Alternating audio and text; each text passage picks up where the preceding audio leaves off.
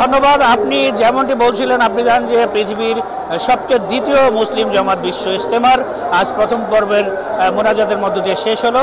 আজ কিন্তু মোনাজাত করেছেন মাওলানা জুবায়ের আহমেদ।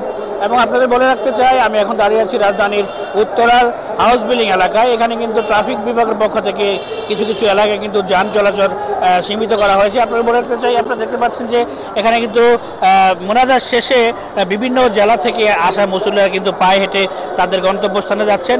কিছু দূর এগুলো বিমানবন্দর এলাকা থেকে কিন্তু আবার যান চলাচল স্বাভাবিক রয়েছে এবং সেখান থেকে কিন্তু তারা আবার গাড়িযোগে তাদের গন্তব্যস্থানে পৌঁছাবে।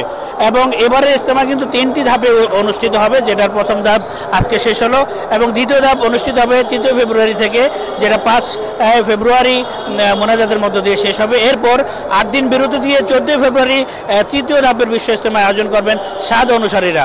আপনারা বলে রাখতে চাই, আইন শৃঙ্খলা বাহিনীর পক্ষ থেকে কিন্তু এবার কড়া নিরাপত্তার ব্যবস্থা করা হয়েছে। আমরা কথা বলেছি বিভিন্ন আইন শৃঙ্খলা প্রয়োগকারীর সাথে, তারা কিন্তু এবারে ইজতেমা যেহেতু বিগত দিনে কিছু অনাকাঙ্ক্ষিত ঘটনা ঘটেছে, তারা কিন্তু সর্বদা তৎপর রয়েছে। তো এই ছিল আমার কাছে রাজধানীর উত্তরা থেকে বিশ্ব ইজতেমার সর্বশেষ। ধন্যবাদ আপনাকে।